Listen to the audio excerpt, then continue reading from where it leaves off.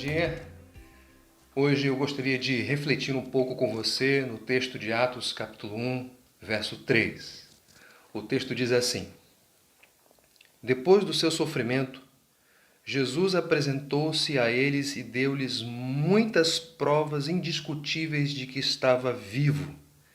Apareceu-lhes por um período de 40 dias, falando-lhes acerca do reino de Deus. Ocupado na quarentena.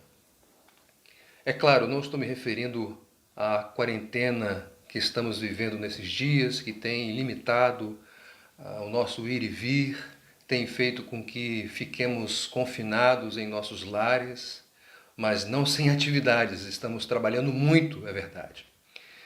Me refiro à quarentena que é descrita nesse texto, porque o texto que nós acabamos de ler fala de 40 dias. É verdade que Lucas ele não descreve com riqueza de detalhes o que aconteceu em cada um deles, nos seus horários, nos seus dias específicos. Mas esse versículo que eu acabei de ler, ele relata uma agenda. A agenda de Jesus pós-ressurreição, pré-ascensão. Qual era a agenda de Jesus nesse período?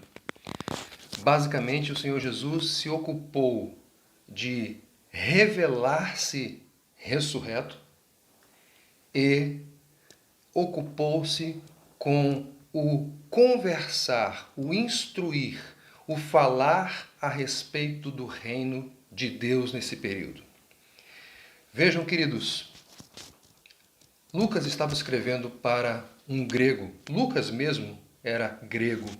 Escrevia para um outro, Teófilo, que poderia, por alguma razão, seja por causa da sua cultura greco-romana ou por outra qualquer, poderia titubear, poderia duvidar de que Jesus de fato havia ressuscitado. Mas aqui, quando nós olhamos para a agenda de Jesus, que é descrita por Lucas, nós percebemos que ele está deixando muito claro, não deixando a menor sombra de dúvida de que Jesus de fato havia ressuscitado. Inclusive, Lucas faz questão de enfatizar: Jesus apresentou-se a eles e deu-lhes muitas provas indiscutíveis de que estava vivo. É como se Lucas estivesse dizendo assim: olha, Jesus deu evidências comprovadas e comprobatórias, indiscutíveis, irrefutáveis, inegáveis, de que Cristo de fato tinha ressuscitado. E uma outra maneira de deixar isso muito claro e não deixar margem para que houvesse qualquer tipo de negação a respeito da realidade do fato de que Jesus havia ressuscitado, ele não só se apresentou ressurreto, mas fez isso durante 40 dias. Se fosse um dia, as pessoas poderiam dizer que era uma alucinação. 2, também. Talvez seja uma espécie de crendice que tem se propagado. Mas 40 dias? 40 dias? Não é possível manter qualquer tipo de argumento tentando enfraquecer a realidade da ressurreição de Cristo depois de termos evidências de que ele se apresentou durante 40 dias e para várias pessoas. Então, o que Lucas está fazendo aqui é deixando claro para o seu destinatário que Jesus, de fato, ressuscitou. Isso era inquestionável, era inegável. Agora, o que Jesus estava fazendo nesse período de 40 dias? O que Jesus estava fazendo nessa quarentena? Qual era o outro ponto da sua agenda? Ele se ocupou em, nesse período, falar aos seus apóstolos, aos seus discípulos, sobre o reino de Deus. 40 dias falando a respeito do reino. Que coisa maravilhosa! Receber informações do rei a respeito do reino. É claro, Lucas não deixa claro quais foram as informações que o Senhor Jesus transmitiu para os seus discípulos naquela ocasião. E o que vai acontecer na realidade é que, na medida em que o livro de Atos for se desenvolvendo, alguns elementos do reino vão ser apresentados. E, na realidade, esses elementos vão compor, vão permear todo o Novo Testamento.